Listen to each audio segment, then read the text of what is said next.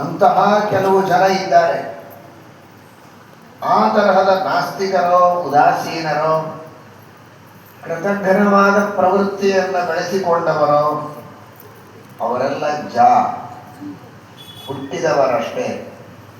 ಹೇಗೆ ಇರಬೇಕೋ ಹಾಗೆ ಇದ್ದವರಲ್ಲ, ಹಾಗೆ ಬಾಳಿದವರಲ್ಲ. ಪ್ರಜಾ ಪ್ರಕರ್ಷೇಣ ಜಾಯಂತೆ ಇದು ಪ್ರಜಾ. ಯಾರು ಪ್ರಜಾಗಳು, ಒಂದು ಪ್ರಕರ್ಷದಿಂದ, ಒಂದು ಉತ್ಕರ್ಷದಿಂದ, ಒಂದು ತರಹದ ಗುಣವಂತಿಕೆಯನ್ನು ಪಡೆದುಕೊಂಡು ಸಜ್ಜನರ ಸಹವಾಸದಲ್ಲಿ, ಶಾಸ್ತ್ರಗಳ ಉಪದೇಶವನ್ನು ಕೇಳುವ ಪರಿಸರದಲ್ಲಿ ಆ ಸೌಭಾಗ್ಯವನ್ನು ಪಡೆದು ಆ ಪ್ರಕರ್ಷದಿಂದ ಯಾರು ಹುಟ್ಟುತ್ತಾರೆ, ಪ್ರಕರ್ಷೇಣ ಜಾಯಂತೆ ಇದು ಪ್ರಜಾ. ಅಂಥ ಪ್ರಜೆಗಳು ಯಾರೋ, ಉತ್ತಮ ಯೋಗ್ಯತೆಯನ್ನು ಪಡೆದುಕೊಂಡ ಸಜ್ಜನರು ಯಾರೋ, ಅವರು ಯಾರೂ ಭಗವಂತನನ್ನು ಪ್ರೀತಿಸದೇ ಇರೋದಿಲ್ಲ.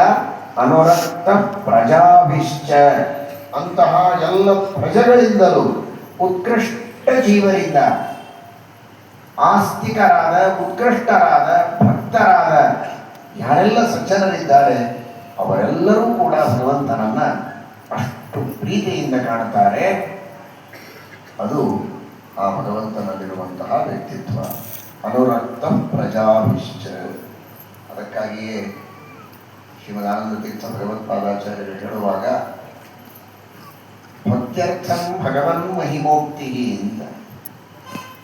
ದೇವರಲ್ಲಿ ಭಕ್ತಿ ಬರಬೇಕು, ಪ್ರೀತಿ ಬರಬೇಕು ಅಂದ್ರೆ ಯಾವಾಗ ಬರುತ್ತೆ ಅಂದ್ರೆ ದೇವರು ಮಾಡಿದ್ದೇನು ಅಂತ ಗೊತ್ತಾದ್ರೆ ದೇವರಲ್ಲಿ ಪ್ರೀತಿ ಬರುತ್ತೆ. ಅವನ ಮಹಾತ್ಮೆ ಏನು ಅಂತ ತಿಳಿದು, ಅವನು ಮಾಡಿದ ಉಪಕಾರ ಏನು ಅಂತ ತಿಳಿದಾಗ ಅವನಲ್ಲಿ ಪ್ರೀತಿಯನ್ನು ಮಾಡುವುದಕ್ಕೆ ಸಾಧ್ಯ ಇದೆ, ಭಕ್ತಿಯನ್ನು ಮಾಡುವುದಕ್ಕೆ ಸಾಧ್ಯ ಇದೆ. ಅದಕ್ಕಾಗಿ ಜ್ಞಾನ ಬೇಕು. ಆ ಜ್ಞಾನವನ್ನು ಪಡೆದುಕೊಂಡು ಹುಟ್ಟಿದವರು ಯಾರೋ, ಅಥವಾ ಹುಟ್ಟಿದ ಮೇಲೆ ಜ್ಞಾನ ಪಡೆದುಕೊಂಡವರು ಯಾರೋ, ಅಂತಹ ಪ್ರಜೆಗಳು ಭಗವಂತನನ್ನ ಪ್ರೀತಿ ಮಾಡುವುದಕ್ಕೆ ಸಾಧ್ಯ ಇದೆ. ಆ ಜ್ಞಾನ ಬಹಳ ಮಹತ್ವ.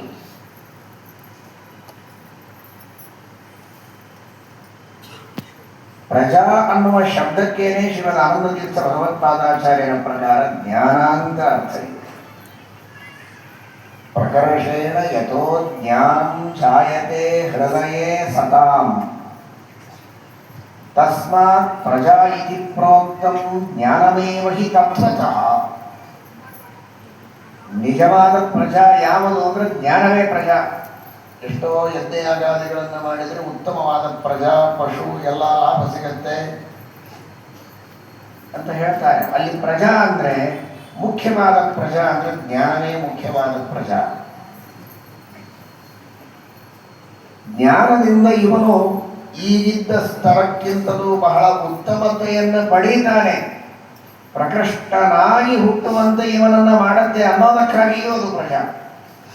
ಬಹಳ ಉತ್ತಮವಾದ ಸಾಧನೆಯಿಂದ ಜ್ಞಾನ ಬರುತ್ತೆ ಅನ್ನೋದಕ್ಕಾಗಿಯೂ ಅದು ಪ್ರಜಾ. ಪ್ರಕರ್ಷೇಣ ಜಾಯತೆ